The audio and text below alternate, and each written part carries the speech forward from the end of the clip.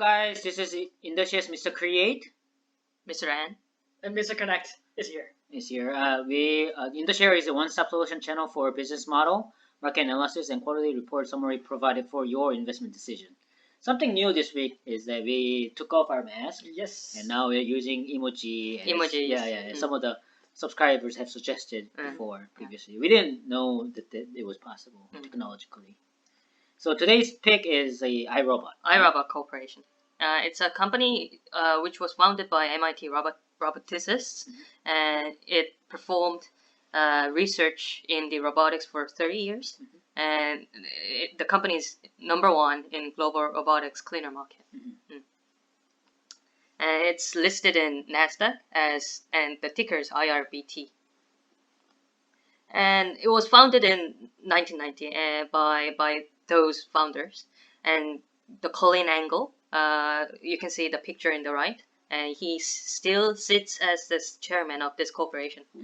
And originally they created robots that will be used in the harsh environments such as battlefields or space exploration. But then they forged a new way to create robots that will be used in homes. As you can see in the products, these are their main products: Roomba, Brava, and Root. Roomba and Brava are like robotic cleaners that performs vacuum clean functions. Brava family is a automatic mopping and dust cleaning. And Root, the company acquired the Root Robotics in 2019, and it's a robot that enables kids to learn coding, how to code. So they are expanding to education field. Yes. And their business strategies, they are currently pursuing product diversification, and as an example, they are planning to create a Terra, which is an automatic lawnmower, and it will be a lawnmower that performs lawn mowing and avoid obstacles automatically. And the company plans to improve long-term operation profitabilities by reducing costs in the sourcing of key product components, and they also pursue in automating the manufacturing process. Then they also acquired major distribution channels in foreign countries, such as in Japan and Europe, by acquiring their major distributors in those countries. And their competitors are consumer electronics and consumer appliance companies such as Samsung, LG, and Xiaomi. And they also compete with the traditional floor cleaning brands such as Dyson, and also the firms of which their main business is robotic cleaning, such as Ecovacs, Roborock, and most of them are like from China. And also when these cleaning jobs could also be done by the human beings. So traditional human-operated cleaning service providers are also their competitors. Okay, for market analysis, let's get in. Actually, I forgot to translate the title, but in this page, I want to emphasize their market share of iRobot. They currently hold 52%, but the general trend is decreasing. So they started at 64% in 2016, and now at 2019 it is now 52%.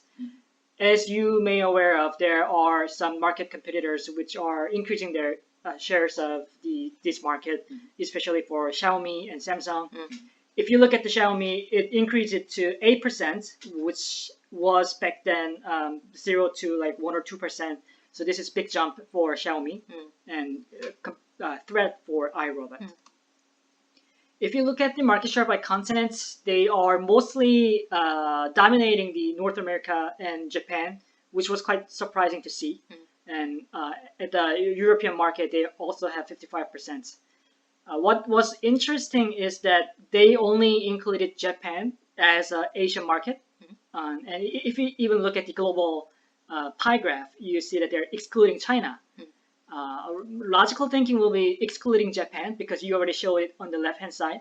So my assumption is that they are not doing quite well in the Asian market, maybe due to China's Xiaomi and Samsung.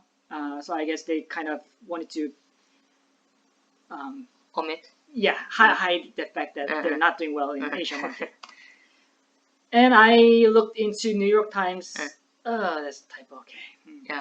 The New York Times article, and they actually chose 4 robotic vacuum cleaners, out of which 50% are iRobots, and they said their best pick is for Roomba. But if you consider budget, they also recommended UFI and Roborock. So I guess in general, market conception in iRobot vacuum cleaner is quite good. But also, it was quite surprising to see there's no Xiaomi or Samsung budget pick in here. According to their IR material, global market size as of 2019 is $11 billion, which only considers $200 or more priced robotic models. They also said that the consumer penetration is at 12 to 13% as of current basis.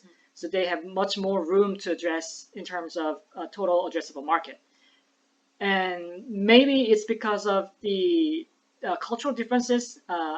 In Asia, a lot of people, I think, are using the robotic vacuum cleaner, but because U.S. citizens are living in multi-floor house, maybe it is harder for them to use the robotic vacuum.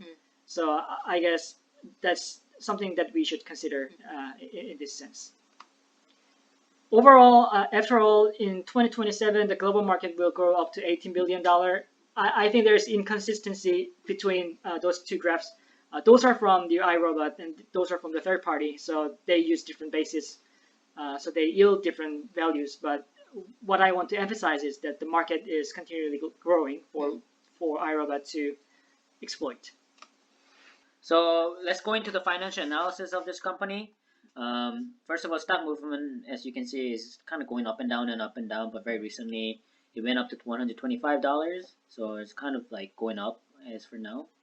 If you look at the balance sheet of this company, obviously this company seems to have a lot of cash as well. If you look at the current asset, it has $881 million compared to the total asset of $1.1 billion.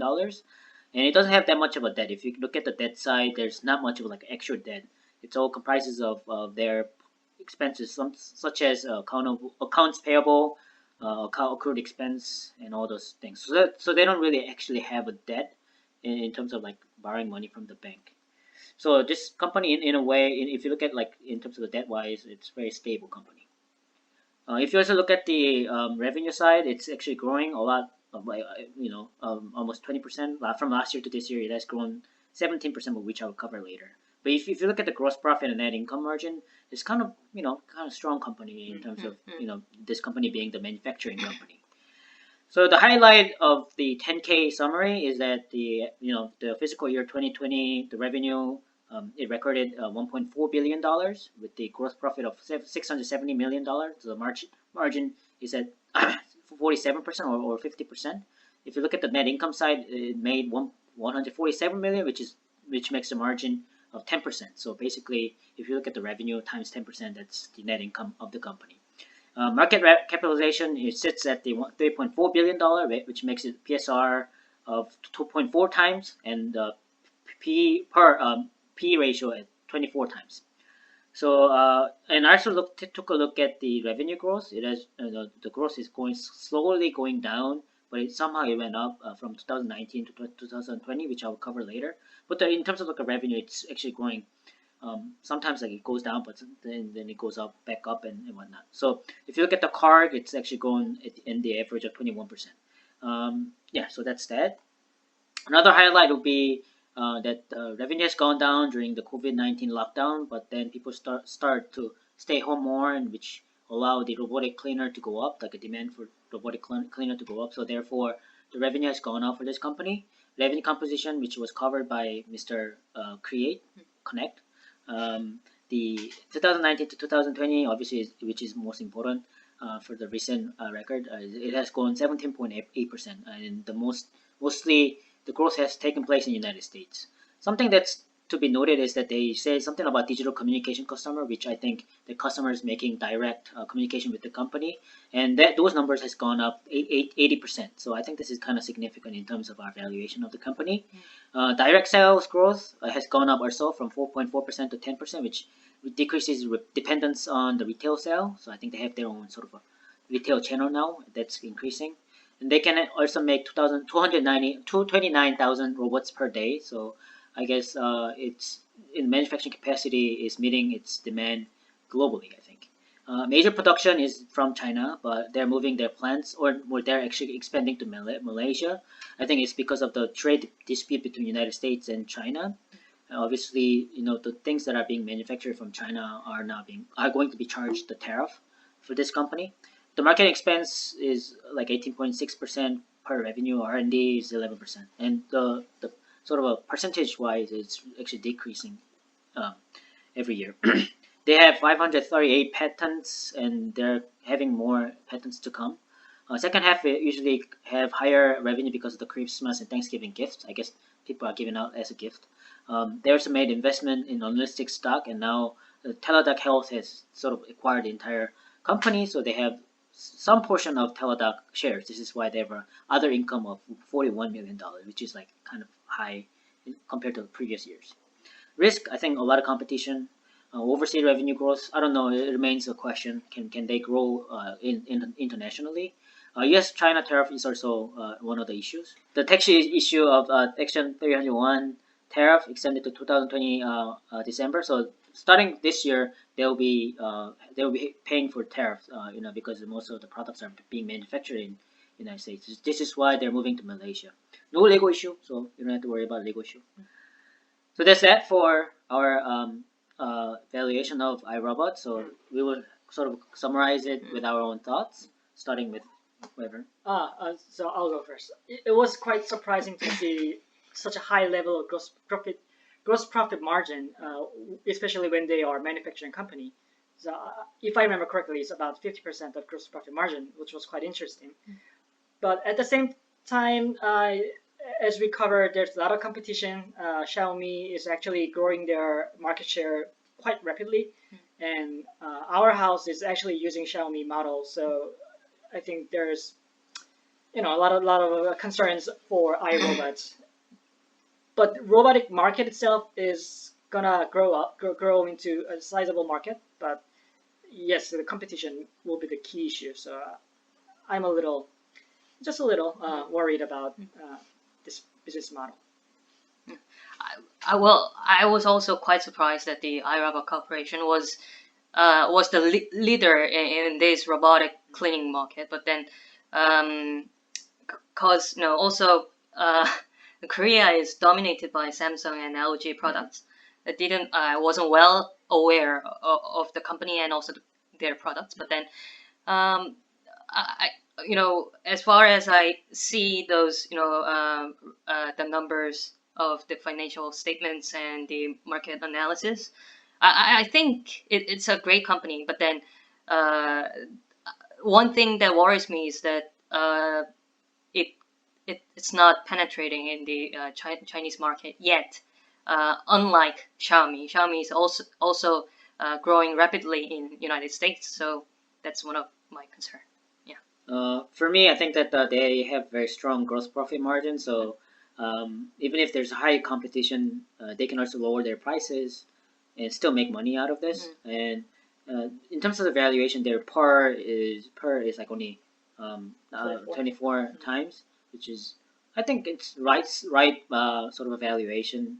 but if they move on to the coding education field and they learn more, Learn which more. I think could increase their total addressable market. Even without China, I guess they can still operate only in the United States and still make a lot of money. So I'm thinking that they have room to growth. So for the long term, I think it's kind of prudent choice to make investment, but not a lot, but I think it will go up. So that will be it from our part. Please subscribe to our channel and please push like button for us. Thank you. Thank Bye you. bye. Bye. See you next week.